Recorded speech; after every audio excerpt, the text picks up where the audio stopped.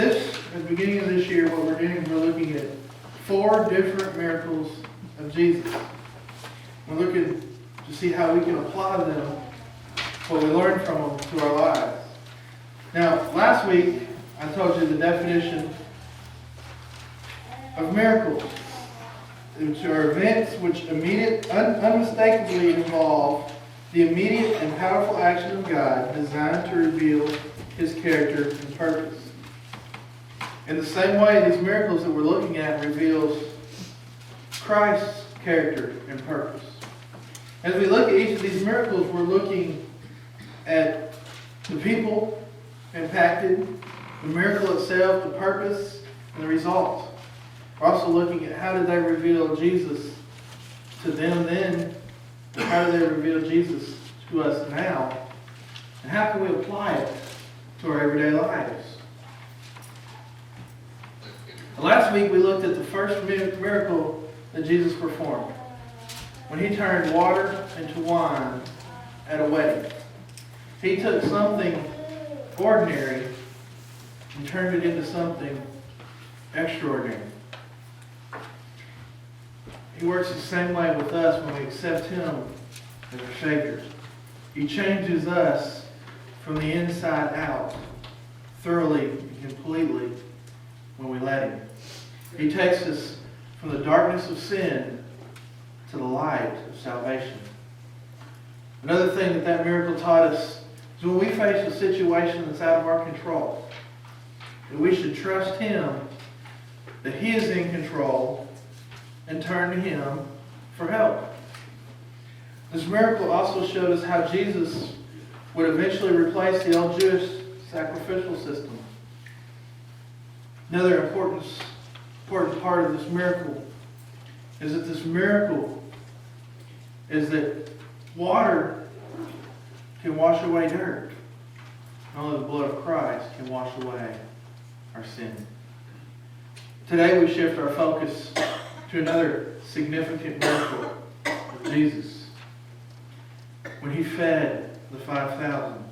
Now the reason that this is significant is, other than Christ's resurrection, this is the only miracle that is recorded in all 4 of the Gospels.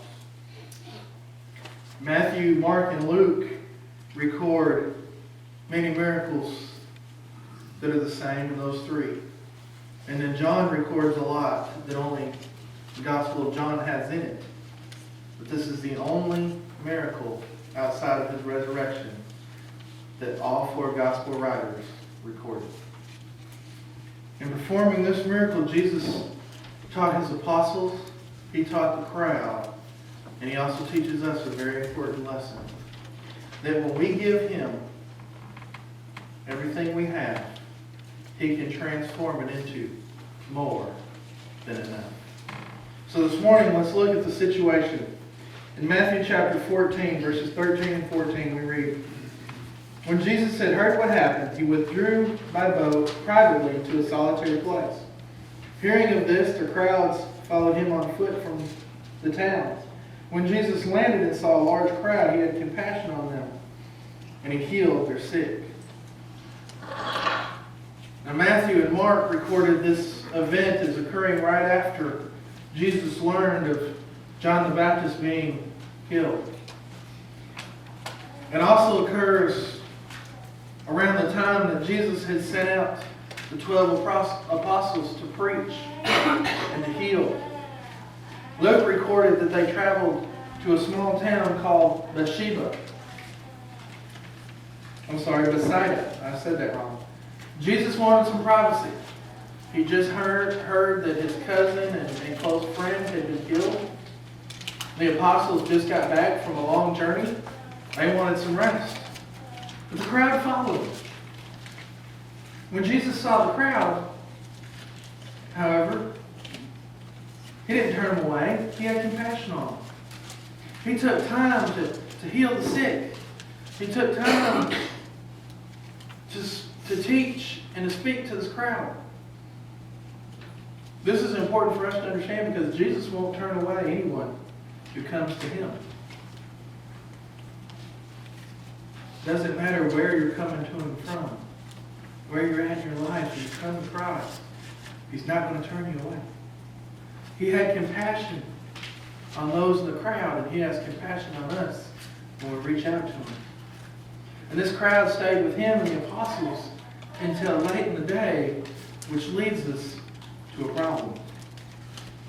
Turning over in John in chapter 6, verses 5 through 7, it says, when Jesus looked up and saw a large crowd coming towards Him, He said to Philip, where shall we buy bread for these people to eat? He asked this only to test Him, for He already had in mind what He was going to do. Philip answered Him, 8 months' wages would not be enough bread for each one to have a bite. Even before the crowd reached where they were, Jesus had a plan. He asked Philip where they could go to get enough food for these people because Philip was from Bethsaida. He was from that town that they were close to. We also wanted to test Philip's faith. But Philip responded to this impossible task with a logical answer. An answer that most of us would probably give him. 8 months' wages wouldn't be enough to feed that amount of people. It's expensive to feed people today. It was expensive to feed people back then. Now, the Gospel of John is the only Gospel that records this part of the conversation. But in Luke chapter 9, verses 12 and 13, we read, late in the afternoon, the 12 came to Him and said, send the crowd away so they can go to the surrounding villages and countryside and find food and lodging, because we are in a remote place here. He replied, you give them something to eat. This meeting, this crowd, was several miles from the surrounding towns or cities. Well, the 12 urged Jesus to send the crowds away. They knew these people were hungry. They knew they would need to find some place to sleep. But Jesus, however, turned the challenge around and challenged them to feed the people. This seemed like an impossible task because, as we find recorded in Matthew chapter 14, verse 21, it says the number of those who ate was about 5,000 men, besides women and children. The apostles could see how large this crowd was, how many people were there. A lot of food would be needed to feed them, as Philip had pointed out to Jesus when Jesus asked him about finding food for them. And there were about 5,000 men, plus 2 to 3 times more women and children. And once again, as with the wedding banquet, those who followed Jesus found themselves in a very difficult situation. Jesus already knew what He was going to do before the problem was even identified. It's the same with us. Jesus already knows the answer to our problem before we have even identified that there is a problem. So we need to go to Him to get the answer. Don't try to do it ourselves. Go to Christ. Go to Jesus. Reach out to Him for the solution to our problems. So what is the solution? John chapter 6, verses 8 and 10. It says, another of His disciples, Andrew, Simon Peter's brother, spoke up. Here is a boy with 5 small barley loaves, 2 small fish. But how far will they go among so many? Jesus said, have the people sit down. There was plenty of grass in that place, and the men sat down, about 5,000 of them. At this point, a young boy offered his lunch to Andrew. Now, we don't know if the boy overheard the conversation or if they were walking around looking, asking people, did you bring any food that we can have? We don't know the situation. But this little boy offered up what little he had. 5 loaves of bread and 2 fish. Andrew asked, how far could this go? Jesus simply said, have the people sit down. He knew his plan. He had 5 loaves. He had 2 fish. He was about to take an impossible situation and turn it around. In Mark chapter 6, verses 40 through 41, so they sat down in groups of hundreds and fifties, taking the 5 loaves and the 2 fish, and looking up to heaven, he gave thanks and broke the loaves, and he gave them to his disciples to set before the people. He also divided the 2 fish among them all. People obeyed the apostles. They sat down. Jesus took what little he had, the 5 loaves, the 2 fish, and he gave thanks. And began to pass it out to the apostles, who in turn passed it out to the crowd. Now we could put ourselves in 2 pairs of shoes here. The apostles, they know what Jesus had, but yet he continues to pass out food. Then there's the people. They knew what Jesus had, yet he continues to pass out food.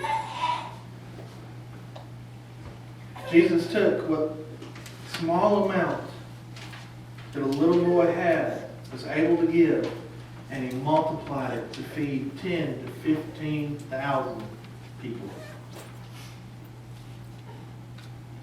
Jesus can do the same for us. He can take what little we have to give and multiply it. It doesn't matter if it's time, if it's talent or gifts, and it doesn't matter if it's a financial gift.